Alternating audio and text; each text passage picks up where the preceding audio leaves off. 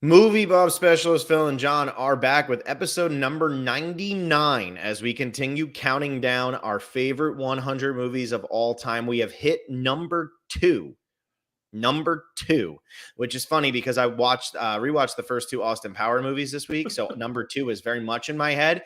But episode 99, John, this is our last episode in double digits because next week will be episode number 100, the finale, the end all be all.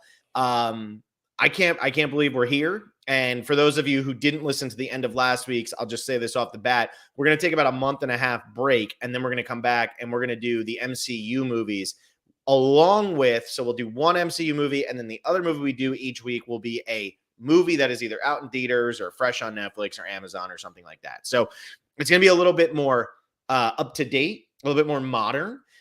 Even though American Beauty and There Will Be Blood will never be old in my eyes. Next week, we're going back to the 70s. So we don't want to keep you guys too old, but that's what we're going to be doing after all of this. You guys know our taste for sure now. We have our top 100 movies almost completely done. So you know our taste. But tonight we're talking American Beauty from 1999 and There Will Be Blood from 2007. Two movies, one that won Best Picture, one that lost to No Country for Old Men, which is kind of, understandable. It is, John, No Country for Old Men's in your top 100. Give me a break.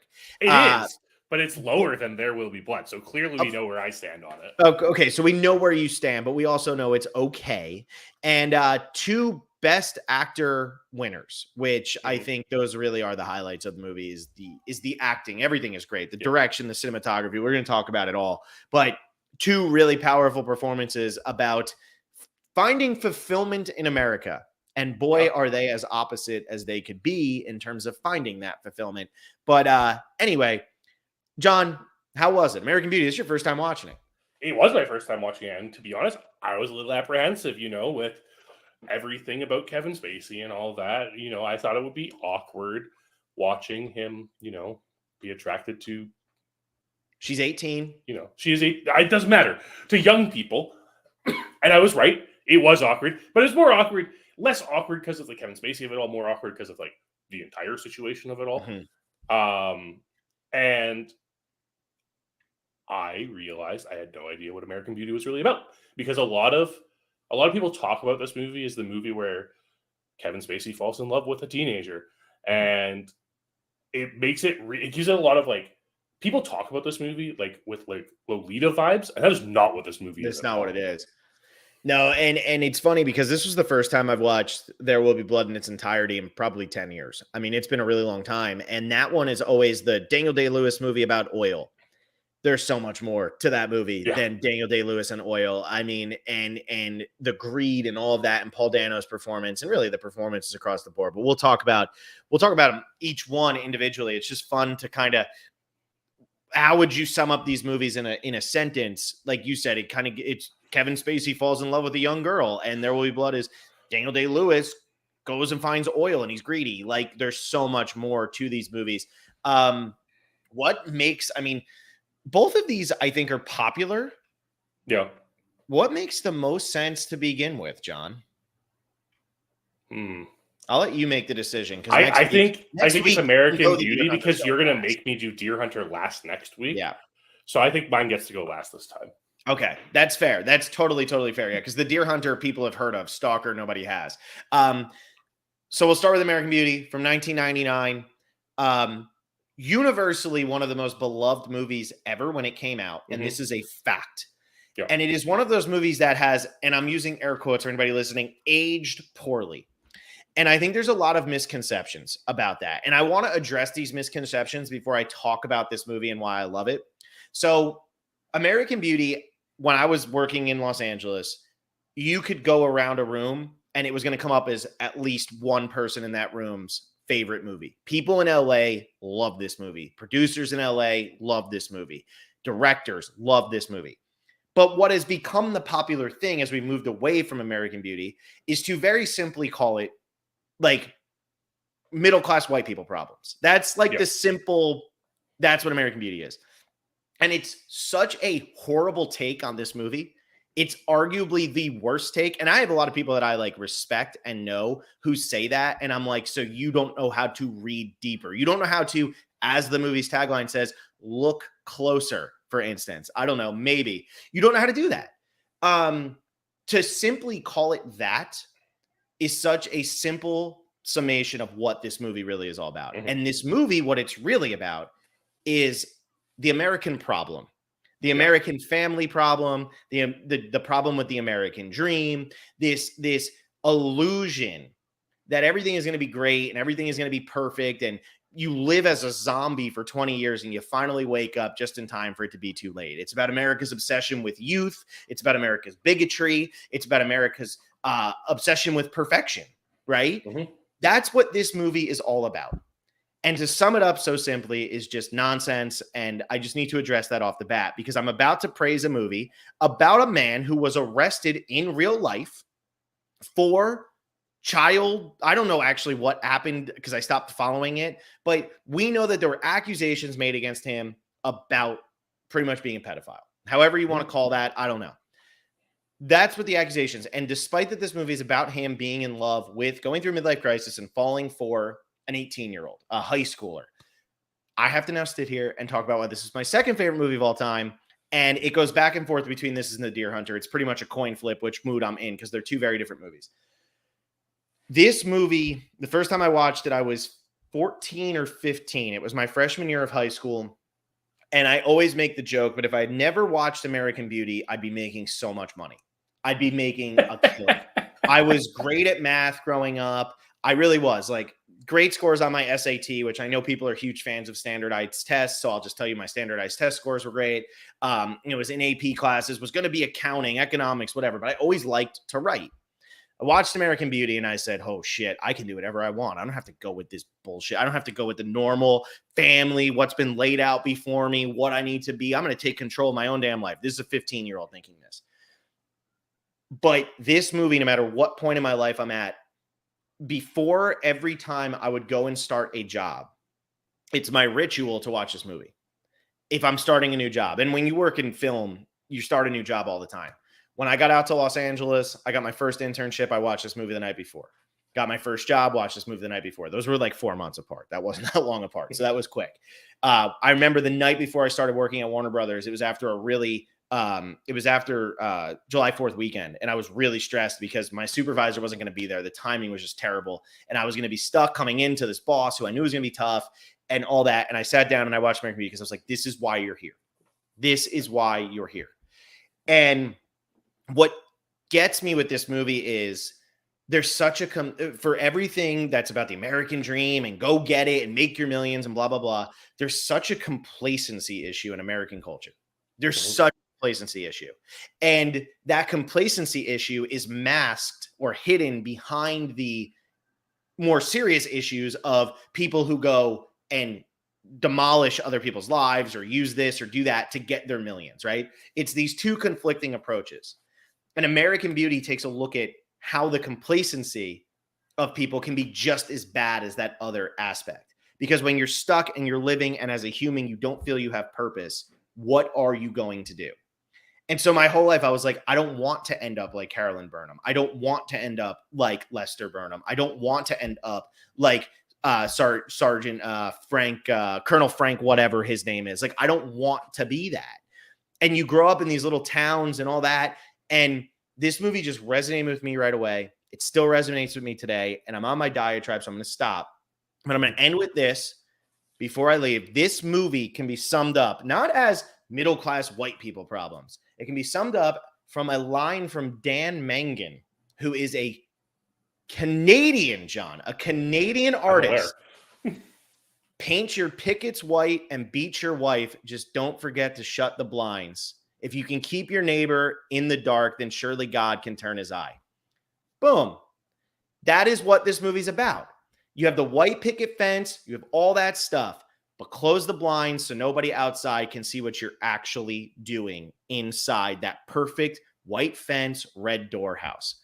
That's what this movie is. So there you go, John. There's your Dan Mangan for the day. Yeah, I mean, it's been a while since I've been quoting Dan Mangan, that's for sure.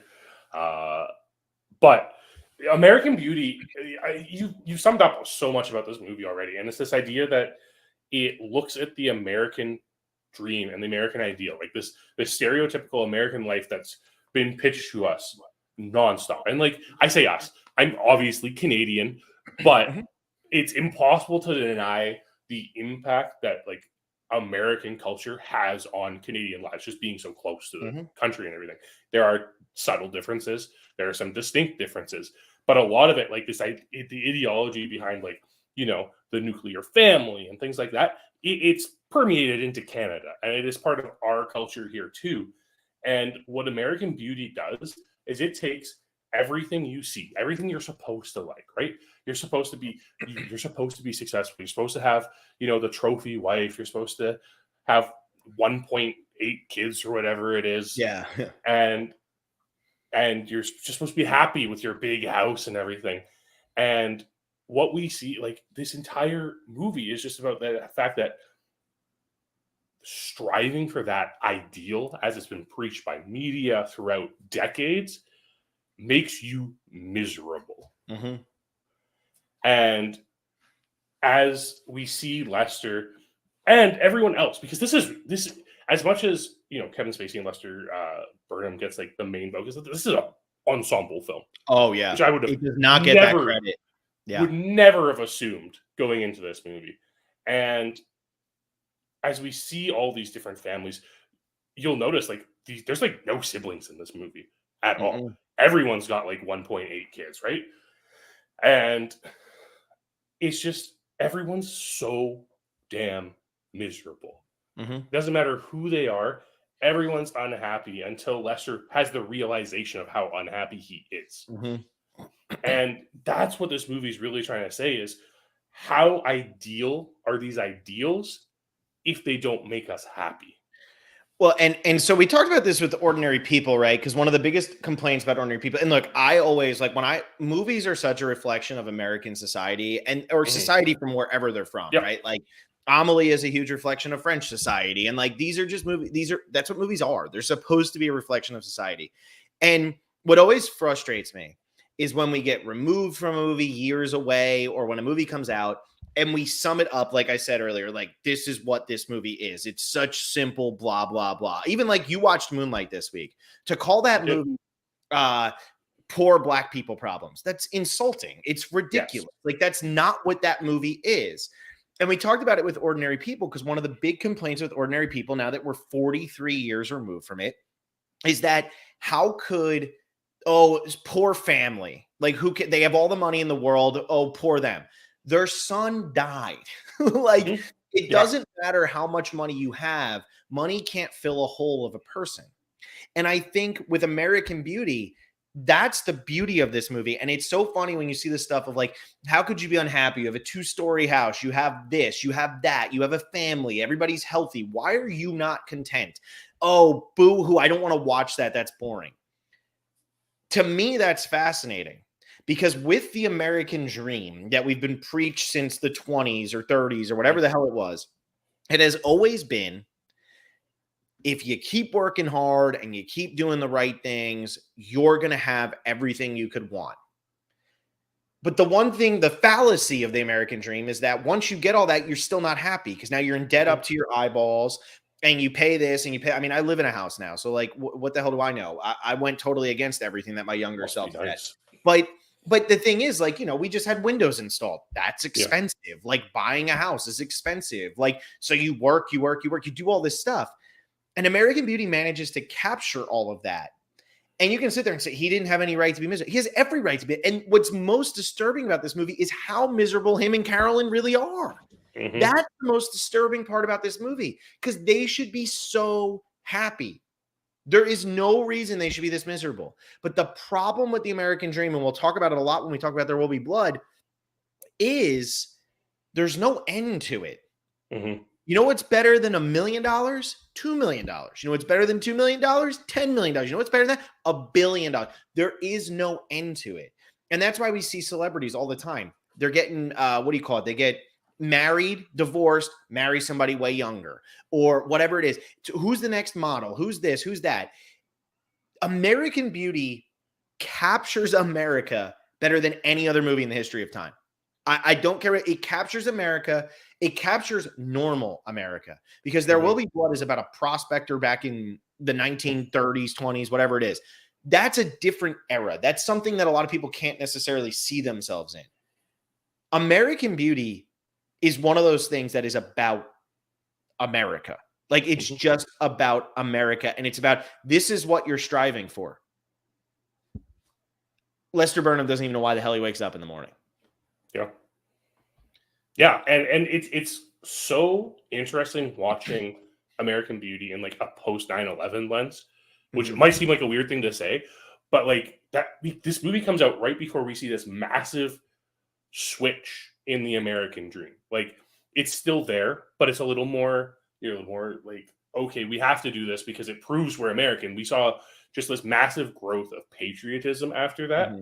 So having this as this pre 9/11 movie, and now viewing it 24 years later through that post 9/11 lens, you really see how this idea of American dream is there to get the American populace through those type of moments, right? Those type of like historic moments that are devastating to a nation, because it gives you an ideal. It gives you something to strive for. And what American Beauty is saying is, hey, this ideal actually sucks. Yeah. Because it's so empty and hollow, because you're doing this because you were told you were supposed to be doing this. You're not embracing what you actually enjoy. You're not doing things just to make yourself happy. You are doing things because society is dictating you have to do that. And it's so interesting, especially now when we see, we see a lot of millennials and Gen Z as they're coming to this age where they're starting jobs and stuff. We hear so many reports of people being dissatisfied with their job, moving around because they're not happy. This is like the ideal that American Beauty is preaching, is that if you're not happy, don't just like stick around with the slug. Don't stay doing the same thing. Yes, in some cases, like, you could go cheat on your husband. Yeah. Not the best solution. But you know what? It was that release moment that Carolyn needs when she does finally cheat on Lester, right? And this American Beauty is almost more relevant now because of the mentality that millennials have to approach to this society, where we're finally at a point where people are saying the American dream and this American ideal isn't our ideal. It is an ideal that has been thrust upon us that so many people were just complacent with for so long. Yeah, 100%. American Beauty is a timeless movie, right? And I don't think people really understood how timeless it was going to be when it came out. Because you talk about like these, like There Will Be Blood is a timeless movie. You don't know. I mean, that could have came out any year. And then, you watched The Bridge on the River Kwai. I'm talking about The Deer Hunter next week. Like, these are timeless movies. These are movies that are set in an era for sure, but they're timeless in the terms of what they're talking about, what they're getting at the core of their story. What is it? That is, American Beauty is timeless. And that is, you think about one of my favorite lines in this movie is when Lester Burnham says, I used to just get high and I used to get high and get laid every night. I used to smoke weed and get laid every night. And it was the best, because before that, he tells him, when I was your age, I was flipping burgers, blah, blah, blah. That sounds terrible. No, all I did was get high or smoke weed and get laid. Smoke dope and get laid. Yeah. That's it. And like that, like, you see, and this is where Kevin Spacey is just such a phenomenal actor. You see the look in his eyes. Like, he really is reminiscing on that. And you say, oh shit. Because I think about this all the time. Like, now most of my job is writing and podcasting and doing all that and working sporting events, which I love doing. Like, this is what my job is in real life. And I think back now to like when I was in college, and in the summers, I would work for a pool company, would be building pools, opening pools, all that stuff. When you're in it, it sucks. But now I look back on it and I'm like, I would literally go work from 8 a.m. until 8 p.m. and then just go get drunk. Like, that's all we did. That we was just, where are we going to go party? What are we going to go do? It didn't matter. And because there's no responsibility. If you got up the next morning, you were hungover as hell and you went to work and your boss was like, dude, you're hungover. What's he going to do? Nothing. That's what Wes Bentley is showing in this movie. And like, it's that power. And it's also, though, the Chris Cooper character in this, is such a phenomenal character because it shows how messed up the country makes its own citizens, how Yeah. messed up the government makes its own citizens, how messed up like just the society makes its own citizens when the people think they're doing the right thing for so long, they don't know how to come out of it, right? Mhm. This man is literally just beaten down by the fact that he's a closeted gay man who had to do everything so masculine his whole life, and he is so mentally destroyed. He can't get out of this situation he's in. Mhm. It's insane. Like, I forget what the point even was. I just love all of those layers throughout and how it really is hitting at that, like, it was nice when there wasn't so much responsibility. And as humans, half the time it is, why do we take on a relationship where there is so much dependent on the other person and making the other person happy and doing all that? Why is there so much dependent on having a house and paying for that and doing all this stuff? What is that obsession? Why did we rush into it? I think about in this movie, Janie's 18, Lester Mhm. Burnham's 42. That means Mhm. him and Carolyn had her at 24, and my computer just completely shut off. Okay, now it's back on. That was weird. But at 24, what the hell do you Yeah. know at 24? Nothing. Go ahead. As Yeah. someone who was married at 24, nothing. Or Yeah. shortly after 24, I guess. But Yeah. no, you don't know anything because you don't even know who you are yourself. And like Mhm. that's kind of one of these things with these older, when you look at movies that are reflecting on this and this age, right? You want that carefree moment because honestly, like American Beauty has this bit of nostalgia to it where it's looking back at easier times when you didn't have responsibility, where you didn't have to care about, making mortgage payments and raising a child and all of that, keeping your wife happy, you Mhm. know, maintaining a perfectly balanced sex life. Like Yeah. these are the hard things that happen as you get older that you have to deal with all the time. And I think anyone who is like over the age of, I don't know, 27 who doesn't say they pine for those days still is Mhm. lying to you. Yeah.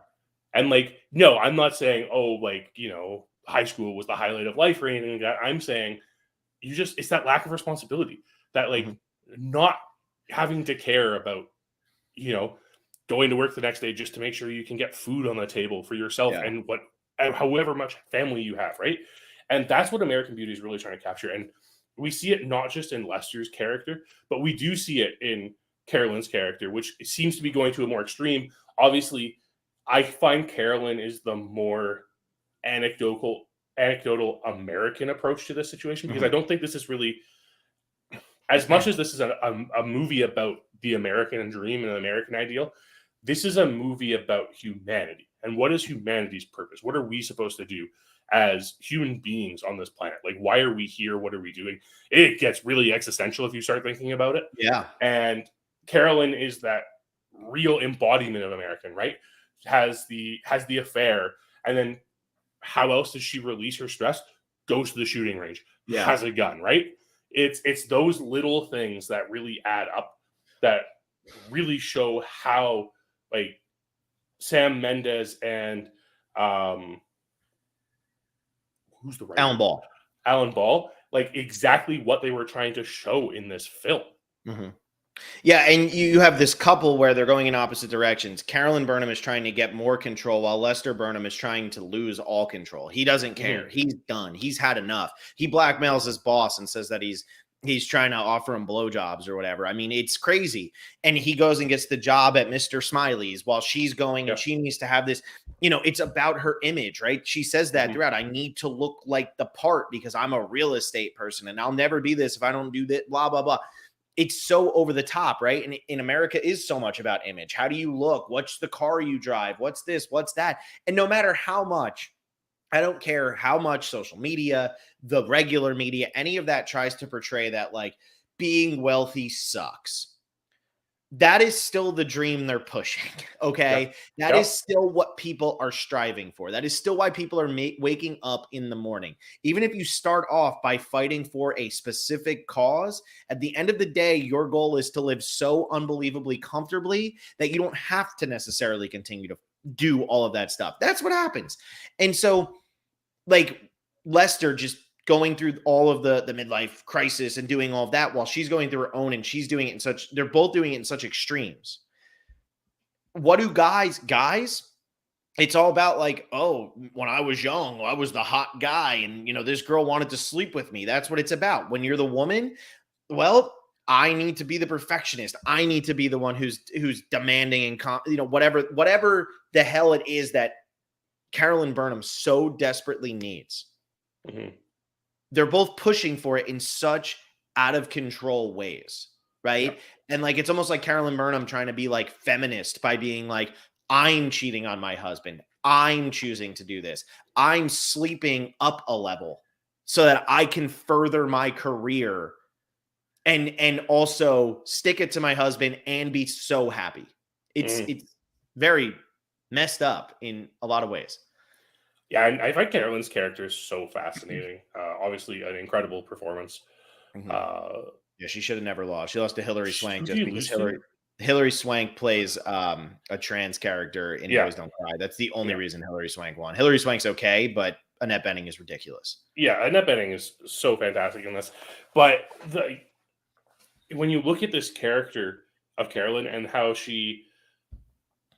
the fact that she's like the person she's sleeping with is Buddy, like the realty king, right? Mm-hmm. It's like her wanting to touch success that she strives for, right?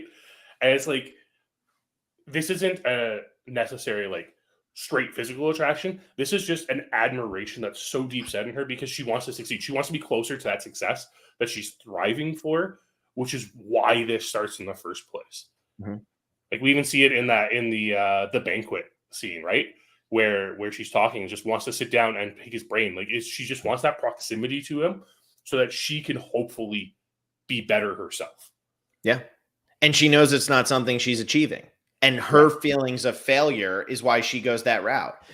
I mean, we're 27 minutes in. We've talked about the movie for like 22 minutes. So we still got like close to 10. Yeah. And we barely actually talked about anything that happens in the movie. Yeah. Right. Like we barely talked about that. We've talked about the ideals and everything behind it. So I do want to jump into some brilliant decisions that Ellen Ball and Sam Mendes made. This was Sam Mendes' first movie. Okay. I know. Alan Ball's first screenplay, if I'm not mistaken. And he's only done, I think, 2 screenplays because then he did 6 Feet Under and True Blood and all that. So a lot of plays. There's a couple brilliant things, though, that I just want to address. First of all, we know Lester Burnham is dead from the start. That's a brilliant move because then we can get it. And every time the flowers are coming out and stuff, these dream sequences, they're phenomenal. The score when that happens is fantastic. Mina Suvari plays it perfect with like the seductive gazes and everything like that. And then it cuts back to reality. But there's a couple moments in this movie that are so important. One, the first time that he ever sees Colonel Frank Fitz is when he's running with the 2 gay guys. Mm-hmm. And Frank Fitz is already so disgusted that then when Lester comes, he thinks that Lester is now gay, right? Yes. Like he is envisioning that. That's such an important moment that doesn't get talked about all that much. The Mr. Smiley scene, one of my favorites. And like it's so funny when she pulls up. I mean, that's just like the best way, right? Because it really is like your high school boyfriend is cheating on you. But I think having those elements, right, of even this perfect high school, Janie is like so like she's such a stereotype of like a sad girl. Mina Suvari, this stereotype of being like a slut who sleeps with everybody, and she's the bad girl who's actually a virgin. We find out at the end of the movie, which is it's just such a great, again, look closer. Nobody is what they actually seem when they're going through all this. Wes Bentley's a crazy psycho, all of that. But my favorite scene in this entire movie is the asparagus scene.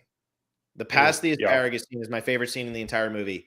The power dynamic shift. If you watch the direction in this movie, and I've seen it a million times, early on in this movie, when Lester gets called in to be fired, essentially, or write your report, he sits in the chair. He's in a small chair all alone in the office when they show him. The next time he comes into that room, all close-ups. He's demanding. He's dominating the screen. And it leads into what is one of the best power shifts ever in a movie. When Lester Burnham is tired of taking it and he picks up the asparagus and he throws it across the room and he just says, "Don't interrupt me, honey." And it's like, holy shit, this is a totally different person. And then I think the next line is him saying, "It's an amazing feeling when you realize you can still surprise yourself." Yeah. everybody still has it in them, right? To find their happiness, to be happy, to do all of that. It's just about what's going to awaken that in you. And Mhm. one of the most important parts about this movie is that he doesn't actually sleep with Angela Hayes. Yes. He doesn't sleep with her. That's one of the most important, because once he hears that, he says, what the hell am I doing? Yeah. What am I doing? I don't need her to be happy. I am finding happiness. I'm doing this. She asks him, how are you? It's been a long time somebody asked me that. I'm great. And he Yeah. gets his brain blown out. Yeah, It's just, I mean, it's so good. I can't help it it. is. Okay, go ahead. It is. And I'm glad you brought up like the firing scene and the asparagus scene, because what Alan Ball and Sam Mendes do here of bringing things back, like it's a technique in storytelling that's so important. But the way that they bring these back, because like the asparagus scene, we have a dinner scene before that. You see the power shift. You see, it's so important because you have Jane in the middle, and you have Lester and Carolyn on opposing sides of the room. It's shot with a wide angle, so you get that feeling that it's like this big empty room, and we reapproach it. And the more important thing with the reapproach is Lester gets up. Lester gets up in that second scene. He breaks the distance to show his power. It's these small decisions that are made in the filming of this movie that really make it stand out. Yeah. Yeah. And then Carolyn, after that, when she goes to apologize to Jane, and Jane's like, you're crazy too, or whatever it is. And it's Yeah. like, me? And she can't believe it. She can't believe it. And then she flips out, because that's the American way to do it, right? Your kids start to talk back to you, so you tell them they don't know how good they have it. When I was your age, I did that. How many times do you have to hear that shit? And how much do you care? You don't care. You don't care at all. When I was your age, I had to do this, because it's always about what are we going to do to benefit the next generation? It's nonsense, right? Like, it's such nonsense. And Wes Bentley, we barely talked about him. So good. It's such a shame what happened to him after this movie. He had a severe drug problem, and that's why he kind of disappeared, and then he came back. And if you read his story, it's pretty wild. There's like a quote that he had where it was like, I need help or I'm going to die. Like, I think he was addicted to heroin or something. And it's such a shame, because he's a phenomenal actor, and he is so good in this movie. And it should have been the start of like a brilliant young career. He's phenomenal. And the way he plays the part, and how he goes back and forth, and how he pushes his dad and he lets back, and just that I don't care attitude, but then how much softer he is with Jane, right? It's really good. Thora Birch was only 16 when this movie was made, which is absolutely insane. She's so good in this. Peter Gallagher, they couldn't have cast a better person. That face, man, you just want to punch him the entire time. Oh yeah, absolutely. Yeah. Even like Allison Janney in this like so good tiny ass role is so good in this film. Yeah. It's just the American Beauty. So I had texted this to you. I realized that my top 3 movies are a trilogy, and I didn't realize it. The Eternal Sunshine of the Spotless Mind is the bad side of the American relationship. American Beauty is the bad side of the American family, and The Deer Hunter is the bad side of American politics. Even though it's not a politics movie, it's a war movie, but it gets into, we're ruining lives just for the sake of going and shooting whoever the hell we decide is the bad guy this time. And American Beauty is, to me, like one of the most harrowing movies ever made, because again, what happens to Lester Burnham as soon as he actually achieves full happiness? He's killed. Gets his brains blown out. He gets murdered. But then he's doing that voiceover at the end, and he's so happy for every moment of his stupid little life. And those flashbacks, all those little scenes, it's beautiful. It's just absolutely gorgeous. And it's like you were saying, with the setup of telling us that Lester's going to die at the end of this movie at the very beginning. Like, it's very like, it's Sunset Boulevard-esque, right? Where like, it's coming, and you're trying to like figure out how we get there. And you kind of think about it, and like, you don't, until we finally get to that point where Carolyn's driving home and like pulls the gun out of the glove box, you don't think that's how Lester's going to die. Yeah. They set it up in so many different ways. And I just keep thinking back to the line that Ricky says to Jane of, you shouldn't ask someone to kill your dad. Yeah. And then it happens, and it's just like, it's so devastating, right? Yeah. And even Carolyn, like, realizing what she's done, crawling into the closet, and just like, you could tell the regret filling her immediately. Is that because she murdered someone? Is it because she specifically murdered Lester? Who really knows? Well, she didn't kill Lester. It's Frank Fitz who kills Lester. Is it? Yeah, he comes walking in covered in sure? blood, John. Yeah, he comes walking in covered in blood and the gun's missing. Yeah, but Carolyn's also covered in blood when she goes into the closet. No, she's not covered in blood. Down. She's just soaking wet. Oh, no. No, if she's covered in blood, it's because she went over and saw him, and that's the only reason. No, Frank Fitz walks in, he's got the gloves and the shoes on, and he has the gun in his hand, and there's blood all over him. And they go to the gun, and the gun's missing. I saw that. Maybe I just missed it then. Yeah. It's Frank. That's why, and it's because he's killing him because he's the only one who actually knows his secret. He's not killing him because he thinks his son is gay or anything like that anymore. He's now killing Lester Burnham because Lester Burnham has his secret, knows the one thing about him that nobody should know, and he's been keeping hidden so deep and dark inside of him. And that's what happens. Yeah. So Carolyn, I like my ending of the movie more. Yeah, well, your ending's wrong. It's Frank Fitz kills him, and Carolyn is just devastated and broken. Maybe I'm just not a fan. Like, look, maybe this is the 2023 lens looking at it. I really enjoy Chris Cooper's performance in this. Like, he's a piece of shit the entire movie. Yeah. Easy to say that. And I don't know, maybe it's just like in 2023 that the trope of the closeted homosexual being incredibly aggressive towards homosexuals just feels really worn out and feels like a bit too cliche. And it wasn't in 1999. It wasn't in 1999, for sure. Yeah. For sure. And that's what I'm saying. It's like, I think this is like the 2023 lens looking through it. Mm-hmm. I don't know. Like, it was the one thing I was kind of like, okay, like, I get what's happening here. I get what we're doing with this character here.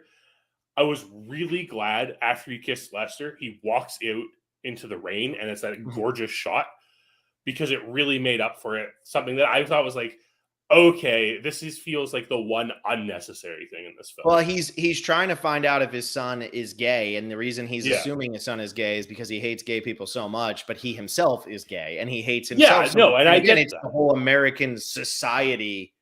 Absolutely, especially in the 90s, right? Like, especially in the 90s. Yeah, I mean, what, gay marriage wasn't legalized till 2014? So you're talking 15 years before that, like yeah. It's just wild. But yeah, anyway, so American Beauty, I love it. Always will. The black and whites at the end kill me every time. His grandmother's hands and laying on his back with the fireflies. I love it. It's beautiful. Sam Mendes, Alan Ball, they absolutely knock it out of the park. It's just great. It's great. A very well made movie. It is. Like, there's no doubt. Like, it's gonna end up on my next top 100. Might not be that high, but like, it's a very well done movie. But it sneaks in, which is good. Yeah. And the more you watch it, I mean, you've watched it once. The more you watch it, the more you really That's true. appreciate how good it is. I mean, when I'm 15, do you think I realized Chris Cooper was gay? Absolutely not. I had no idea that that's what they were trying to say. And I still love the damn movie. And as I got older and realized that's what the message was, I was like, oh shit. What are you hiding? That's what American Beauty is about. What are you hiding? And everybody who looks like they're doing great, there's something going on. But if we keep talking about this, we're going to be here till 4 a.m. So what was the best movie you watched this week? Well, I thought it was going to be Moonlight after I watched that, because it's like, I mean, what Barry Jenkins does in that movie is so subtle and so well done. I understand why people really enjoy that film. Then I watched The Bridge Over the River, or The Bridge on the River Kwai, and let me tell you, that might be the best war movie that isn't named Casablanca. Yeah, The Bridge on the River Kwai is amazing. And had I watched it right before my top 100, it might have popped into my top 100, but I haven't watched it in a couple of years. But I remember that was one I revisited when I was living in LA, and I was like, holy shit, this movie is incredible. It's so well done. Just like the way it investigates war and like the different responses to being in the POW camp and everything. It's so fascinating. It does not feel like a nearly 3-hour long movie at all. No. It's just so well done. It's a gorgeous film. That's just David Lean. David Lean just makes great epics. Yeah. He made 3 of them. He did. He Yeah. really did. With Dr. Zhivago, Lawrence of Arabia, and The Bridge on the River Kwai. He really did. Yeah. I mean, the best movie I watched this week, it was a rewatch. I rewatched The Spy Who Shagged Me. That's the best Austin Powers. I bumped it up a half star. I had it at 3.5 previously. I bumped it up to 4. But in terms of new movie, I watched JFK. It's a shame that the 90s, 80s stereotype for family drama is so horrible. Sissy Spacek is so bad, and her relationship with Kevin Costner is literally just there to be like, you're ruining your relationship with your kids. Here's my terrible Southern accent, blah, blah, blah. And it like keeps happening. You're like, shut up. The rest of that movie is phenomenal. Like, what a well put together conspiracy theory movie. Really awesome, really enjoyable. I don't even care that, like, obviously most of it is so unrealistic in terms of like there's like a 20-minute monologue at the end of the movie. Yeah. Like, that's not going to be what happened in the courtroom, but it led to the whole back and to the left. There's 2 shooters. It's brilliant, man. Like that stuff is brilliant. If the family stuff wasn't in there, it's a 4-star movie, but the family stuff is so horrible. Like, I can't express how horrible it is, especially after watching American Beauty and There Will Be Blood this week. Yeah. It's like, man, it's so bad. Just so fucking. But anyway, all right, we're up to There Will Be Blood finally, John. We are. Okay.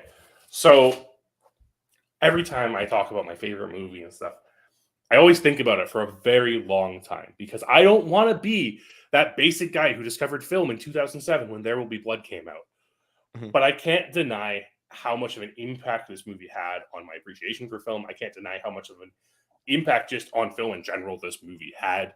And I can't deny how absolutely spectacular this film is. It is a movie that every time I sit down and watch it, I just go, oh my God, this movie's so good. I must have said it probably like 20 times while watching this last night. It's so good. From Daniel Day-Lewis's performance is an all-timer in this movie. It's absolutely spectacular what he's able to do with Daniel Plainview. Paul Dano is so good. The fact that Paul Dano does not get an Oscar nomination for his performance, absolutely ridiculous, because it is far and away the best performance by a supporting actor that year. Johnny Greenwood's score, my God, the switching between these this modern sound of these like screeching strings a la like Penderecki to this beautiful classical orchestral moments as the first Derek is like pumping oil and everything. It's so good. And it's so subtle in the way that it really is articulating the story. Didn't even get nominated for best score. Yeah.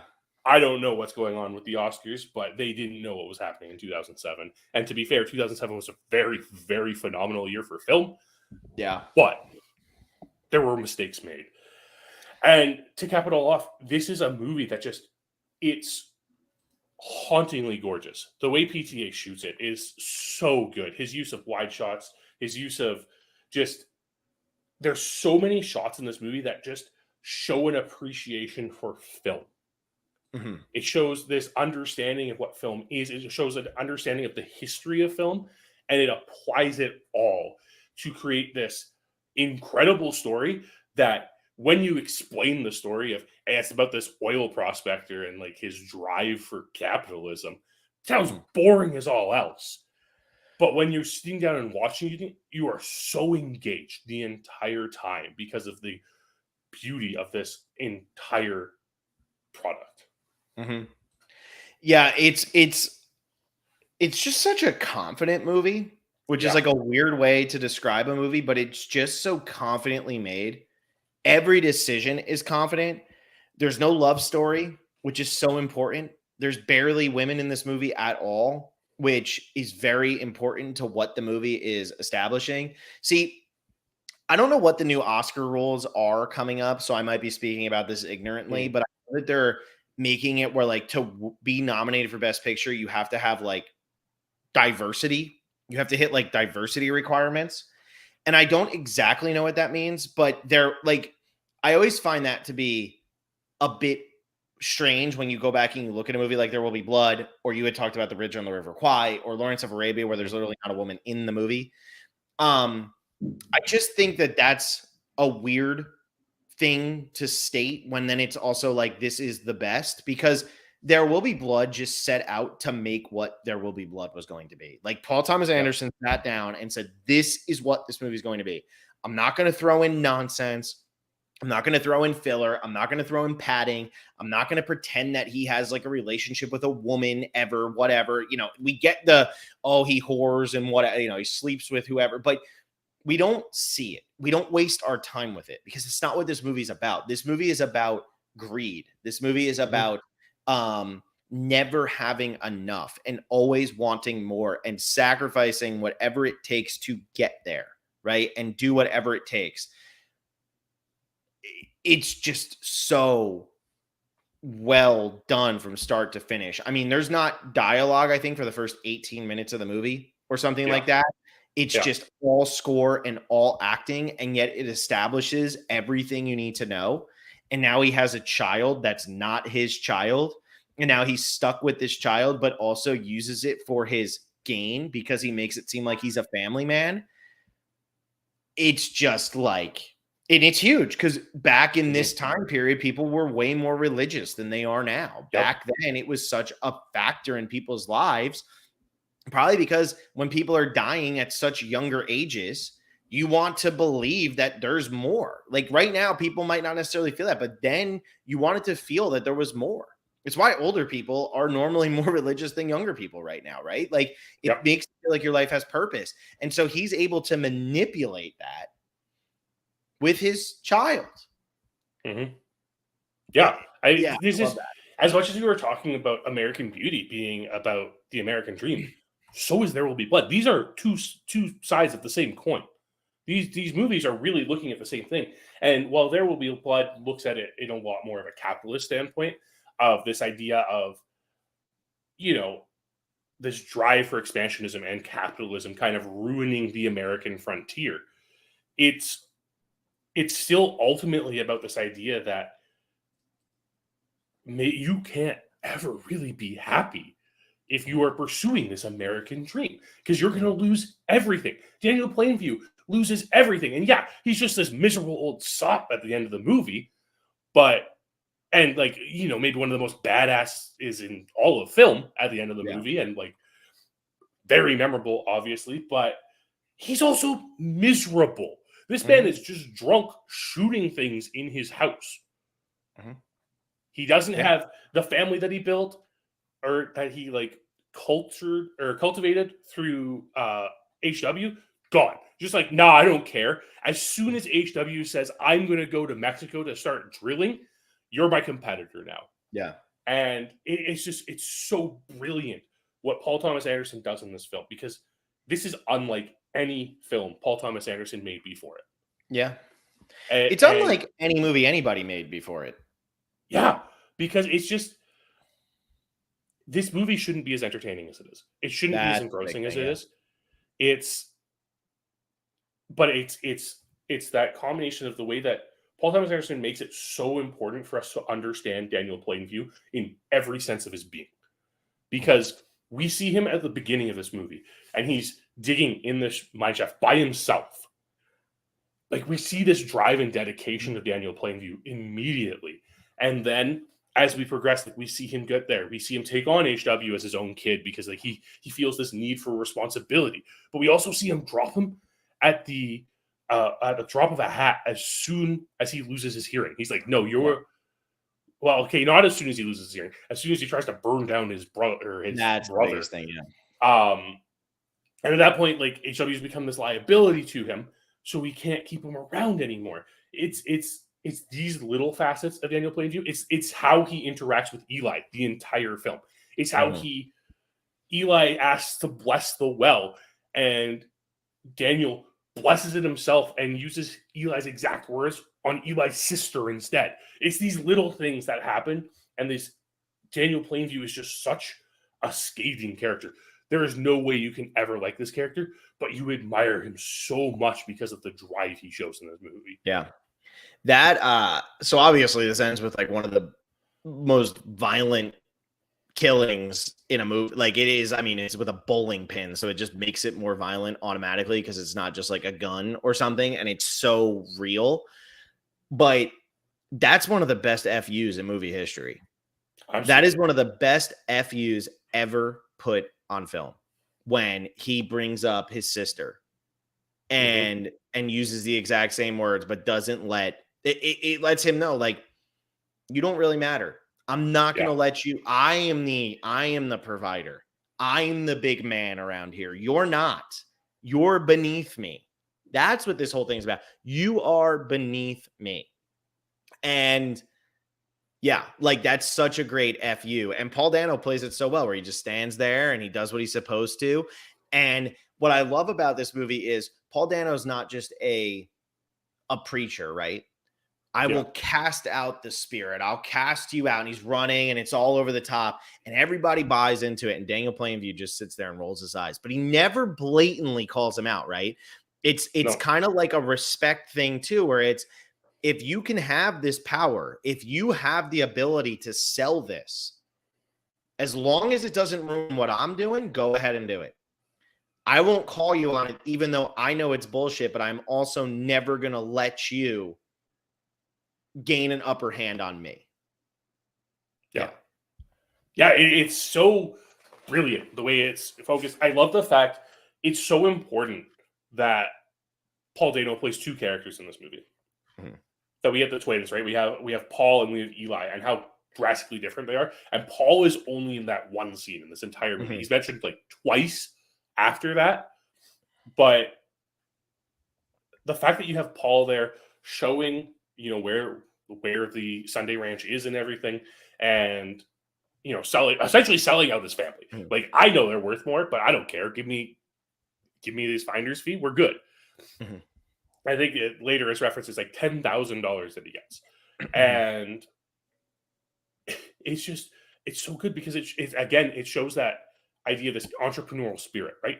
This drive for capitalism, of taking advantage of what's going on. And the religious side of this movie is also showing that, taking advantage of people, right? Yeah. And it's so interesting watching how Daniel promises education and water and food to this community, right? It's the way that he approaches this entire situation, and it's showing the manipulation, because it's in direct competition with the church at that point. It's fascinating. It's so astonishing to see this. And I think one of the most important things with this movie that sometimes gets lost is how recent these events happened in North America. And like, yes, we're reminded with the timestamps that it tells us, right, where it shows us, it's like 1911. That wasn't that long ago. Yeah. Well, and especially that wasn't that long ago. That was less than 100 years before the movie was made. Yeah. And you just don't, a lot of people kind of forget that, how wild America was still at that point. Yeah, it always makes me laugh. People do think of a setting like this as like 1800s, early 1800s, mid 1800s, like Civil War. They had their little pop-up city, and that was it. Like, that's all you had. Until electricity came about, it was all like, everything was kind of like this. I mean, even like New York City was New York City. Yeah, they had cities, but there's no electricity. Like, it's a totally different world that we were living in. And so now I got to look it up. I feel like I should know this, but when was the Empire State Building built? The Empire State Building, when was that built? 1931. Like, you think about that, right? So 1931, the most iconic building in America was built. Prior to that, America was like, it was being founded. It was being taken over. I mean, even though we had movies and stuff coming out in the 20s and everything, Los Angeles is a different thing. Go look, if you ever go to Los Angeles, go look at like where the Charlie Chaplin Studios is, which is now Jim Henson Productions. Look where that is. There's no other production offices around there, because it's on a side street in the middle of like a lot of stuff. You would never build something there anymore. But at the time, it was such a different world, you could. And that's like, when you think about a movie like this, you say, oh, that's so dated back, whatever. It's not at all. And it's pretty much what built America. Like, this built the whole fact that you could get oil from one part of the country to the other. And you had the trains, but now you had something more than trains. You had the pipeline. It's what made it so that you could go coast to coast. That's what made America a coastal country. Yeah. Yeah. Yeah, exactly. And there are a lot of little things in this movie that I think are really important. We talked about that first opening 18 minutes. I think it's like 15 minutes, actually, where there's one word uttered the entire time, and it's just Daniel saying no as he hits his head. And that's it. But there is one sequence in there where HW's actual father christens him in oil. Yeah. He christens him in oil. Like right away, we're being established into this importance of religion and how oil is Daniel's religion. Yeah. Yep. And it's viewed the same way, right? Because that's like you have those people who religion is their religion, money is their religion. Some have both, some allow money to become just as important as religion. And yeah, I think that is very important because Daniel Day-Lewis, when he is blaspheming and doing all that, he doesn't care. Daniel Plainview doesn't care that he's doing all that. He doesn't think he's going to hell. He doesn't think he's going to rot because of this. But he does know that ultimately it's good business. It's going to get him further. It's going to make him more money. It's going to do all of this stuff. That's all he gives a shit about. He doesn't care about anything else. That's what he's concerned with. And that's why I think the baptism scene in this is one of the best ever from an acting perspective and from a direction perspective, because he knows in his mind, this is a sham. This is stupid, but it's the only way that he's going to get what he wants. So he sits there and he thinks it's just going to be a quick thing, whatever. And then he realizes that he's actually there to be embarrassed by Eli Sunday and made a fool of by Eli Sunday. And as he realizes it, he actually almost starts laughing to himself because it's okay. I have to get through this so I can continue. He gets the last laugh in this movie, but that scene shows what a worthy adversary Eli is, because while Daniel Plainview doesn't feel bad about blaspheming and doing any of that, Eli doesn't feel bad about using his religion as a weapon. And I think that is what is so interesting and compelling about this dynamic, because like you said, this movie should not be as entertaining as it is. It should not work. That speaks to the acting and the screenplay and the direction and all of that. But Paul Dano versus Daniel Day-Lewis is a clash of titans in this movie. It really is. Which is wild to say, considering Paul Dano's resume leading up to this movie. Yeah, he was in what? Little Miss Sunshine. That was really it. Yeah. And Paul Dano, he wasn't even supposed to be this actor. He wasn't supposed to be this character. No, he was only supposed to play Paul. Yeah. And then they just decided, no, he's too good. We have to keep doing this. And oh my God, good thing they did, because his performance in this is absolutely spectacular. It is the fact that he could go toe to toe with Daniel Day-Lewis in Daniel Day-Lewis's best performance of his entire career. It's saying so much about what he can do. And I mean, there's a reason why we keep seeing Paul Dano over and over again, and why he pops up, and why it's super awkward when he plays Steven Spielberg's dad. Yeah, that was weird. That's true. Still thinking about that. Yeah. Then he was also in Lincoln, right? So he was Steven Spielberg's dad after Steven Spielberg directed him in Lincoln. Yeah. And again, though, Lincoln, you think about Daniel Day-Lewis has won, 3 Best Actors? Because he won For My Left Foot, There Will Be Blood in Lincoln. He hasn't won a 4th, right? So it's those 3. Lincoln is so much earlier in America's history than this movie. Yeah. And you don't feel like that because it's almost like There Will Be Blood. It's like a Western. It's the Old West, whatever. But it's so much more modern than what Lincoln was. Yeah. And I think that's what's kind of terrifying about this movie. This guy is so relatable still. Daniel Plainview is just a relatable human in America, where it's, I come from nothing. I'm going to find a way, and I'm going to scheme and plot and use whoever I need to get there. He's a sociopath. He doesn't care, but he does start to build up the feelings for his son. He just doesn't know how to express it. He doesn't know how to express it right. But that's why it hurts him so much more at the end when he actually does have to say, you're a bastard from a You're not bastard. my son. Yeah. Yeah, it's so and the way Daniel Day-Lewis performs this and the growth that his character has. I mean, obviously, like there's everyone knows about Daniel Day-Lewis and his preparation for roles and what he does Mhm. on and offset when he's filming something like this. But it's so spectacular. There's these little moments in almost every scene in this entire movie where you just see his facial expressions, just the way he holds his body, everything. I think about it's the scene where the derrick is burning and it's Mhm. him and Syrian Hines standing there, and Syrian Hines asks, "How's HW?" Not Not well, good. Not well, yeah. and he's just like still standing there, just thinking about Will just you have an sitting. HW instead of an Alexa? No, I don't know why that happened, but he's just standing there and he's still thinking about the oil and he's still excited about the fact that like yes, the derrick's burning down, but he's excited because they found it. They found Yeah. the oil. And you see Syrian Hines' character run off to HW to check on him. And like that tells you so much you need to Mhm. know about Daniel Plainview.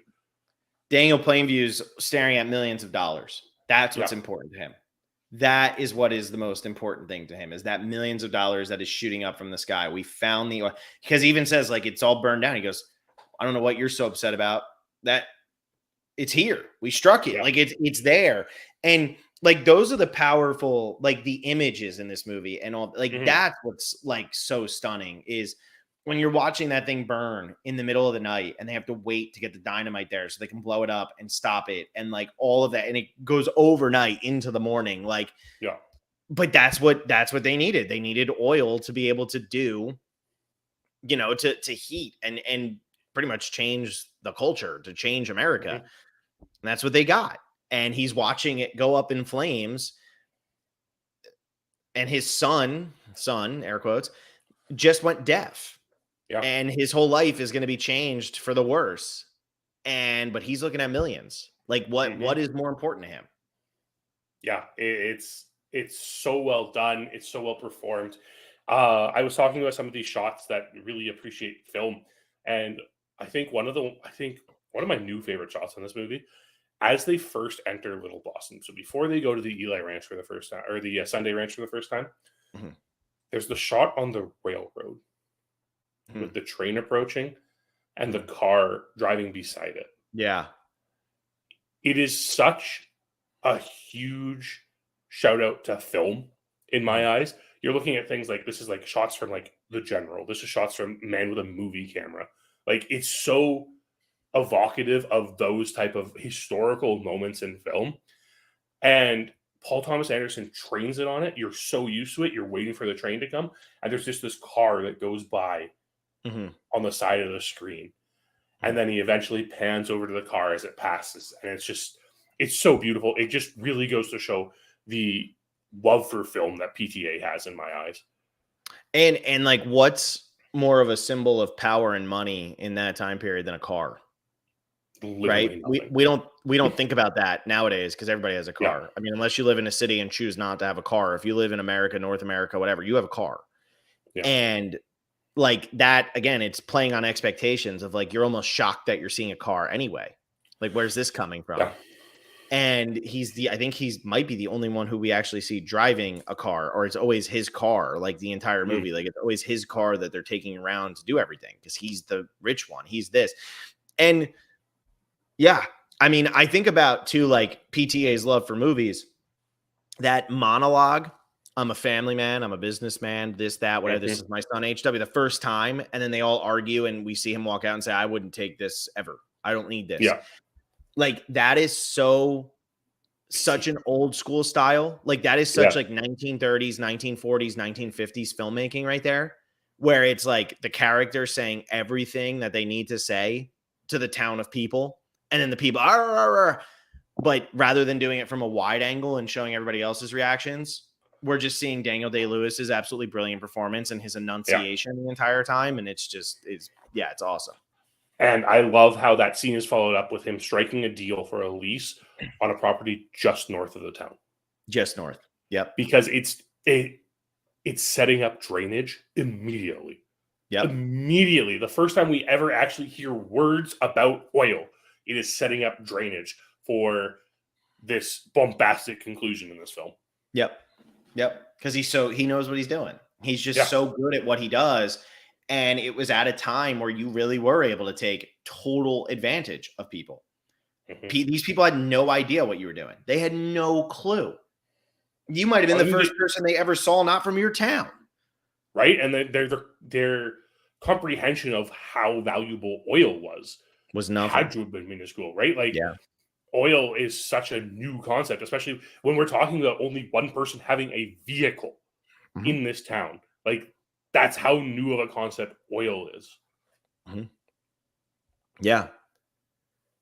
Yeah. It's wild. And like, it's like they made like a movie about like an explorer, but he's not an explorer. They made an adventure movie that's not an adventure movie. They made a Western that's not a Western. But like, that's what it feels like, right? Like, he has such that sense of determination and wonder for, achieving everything. Achieve. Well, he has a competition.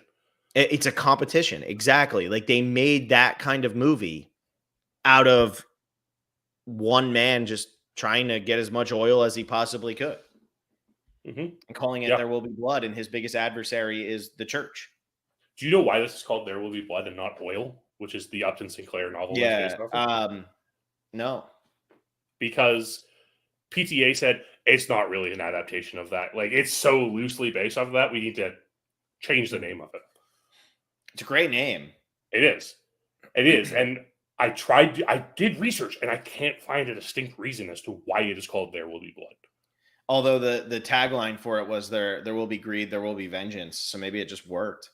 And the entire movie, there's not blood until the end. Because that's not 100% true. Not 100%, because most of the movie you're just seeing oil instead of blood. Like, when people are getting hit with stuff and everything, you're really just seeing the oil. They're always covered in oil. There's a little splash of red, and it's really hard because the blood like mixes in with the oil so much. But I also want to talk about those two deaths, like the two deaths we see in the oil wells, because they're so fast. They are so fast, and it's just like gone. Crack of the head. It's visceral. It's quick. You almost don't have enough time to process what's happening. Yep. And I think that's also like, well, just another dead one. Going for it, died. Glad it wasn't me. Like, that's kind of what it feels like, right? Like, it's let's pass over this. It doesn't matter. Yeah. But also, it shows, the first death really shows Daniel Plainview's like stance on things and like his views, because he does have enough respect and commitment to say, well, I was down there with him when he died. So now I'm responsible for his son. I'm responsible. Because at that point, I don't think he's thinking, oh, I'm going to use this for my gain. It's how am I going to take care of this kid, because I'm responsible. Like, there was that we don't get anymore, Yeah. Yeah. I think it's really important. And like, I think those are the moments that really make Daniel Plainview such a fantastic character, and the way he's acted. And I mean, like, there's still a large chunk of this movie we haven't talked about. We haven't talked about Henry Plainview at all. Yeah. Which is a fascinating part of it. Like, that moment, you see it in Daniel Day-Lewis's performance, the moment that he realizes Henry isn't actually his brother, the fact that he just kills him. And I love the shot, and he moves just a little bit, so you're not quite sure if he's dead or not, and he's bringing the gun back because you think he just like shot like a warning shot beside him. And that, of course, leads into William Bandy showing up and like talking about his sins and stuff to set up the baptism scene. It's so wonderful. It's so well done. And you get to that point in the movie, and it really clips along at that point, because it goes really does from the baptism scene almost straight into HW getting married to Mary, and then the conversation in the mansion 12 years later or whatever, or 16 years later or whatever it is. Yeah, it does. And again, like, that whole thing of like, I'll kill somebody, but I'll go and repent for my sins if it means I'm going to be able to build my religion. And I'm going to be able to do that. And it's not the sin of killing someone, which is beautiful that's not mentioned in the baptism scene at all. It's the abandonment of HW, because that is, in fact, the only thing Daniel regrets at that point. Yeah. Yeah, it is. And really, it's the only thing that he's done that's actually like he's taken Reprehensible. advantage of Yeah. people along the way, but that's the one thing where you're like, holy shit, you're a bad guy. Like you're Yeah. a bad just gets up, walks off. And it's so important that that baptism scene almost directly leads into the scene where he denounces HW as his son Mhm. completely. Because Mhm. it shows the turn, right? We Yep. don't need to know what happens in those 16 years that intervene. All we need to know is that makes you my competitor. Yep. You're a bastard in a basket. You're a bastard in a basket. And it leads, I mean, since we're getting near the end here, it leads to the last 20 minutes of this movie. Daniel Plainview is such a bad person, and he Yes. has completely gone from like even like admirable to just despicable, making Mhm. his son talk. Now that wasn't so hard, was it? I don't want to hear him. I want to hear Oh, you and all that. And then that final showdown between him and Eli is just flat out phenomenal. Like that is some of the best filmmaking you'll ever see. yeah. That whole setup of Eli coming in and him saying, I want you to say you're a false prophet and God is a superstition. And he gets him to keep repeating. He goes, yeah, I already sold all that. And just to see how broken Eli is by this point, his finances aren't in order. He's falling apart. Nothing is working for him. And Daniel Plainview takes advantage of that the same way that Eli took advantage of Daniel Plainview. Hmm. And then Daniel Plainview goes a step further and kills him. And I mean, it has one of the great lines ever, which is I drink your milkshake. Why Which that's in there, who knows?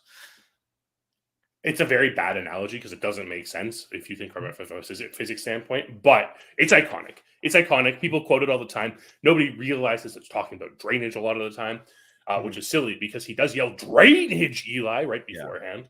Uh, Paul Dano's performance as he's like running away from Daniel Day-Lewis as he's like throwing bowling pins at him.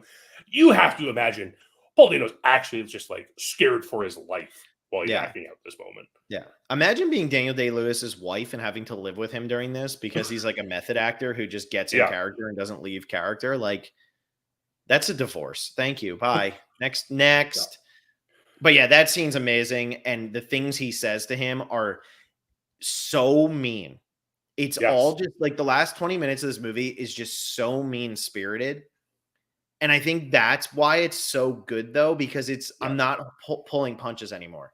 I have nothing to gain and nothing to lose. So I'm going to tell you exactly what you are. I'm going to insult you. I'm going to go all in. And the way he walks in this scene, brilliant. Like Yeah. it's so damn good. And then what does it end? What's the last line? I'm done or I'm finished. Whatever it is. It's Yeah. so freaking I'm well finished. Yeah. done Yeah. as Eli's just laying there with blood pouring out of his head. Yeah.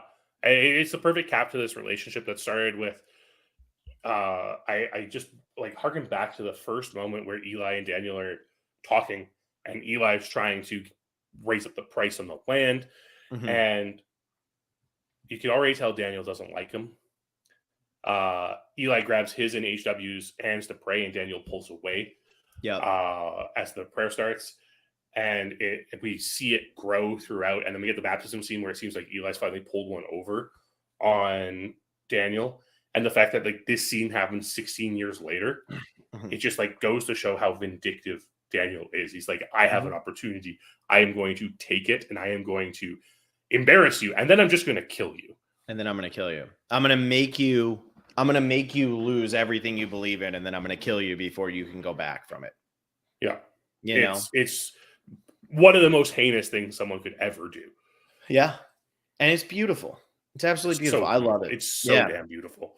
No, this is a great movie. I mean, that was just a solid year for movies. We talk about it a lot with Hmm. 2007. I mean, I still Atonement is still my favorite Hmm. out of the Best Picture nominees from that year.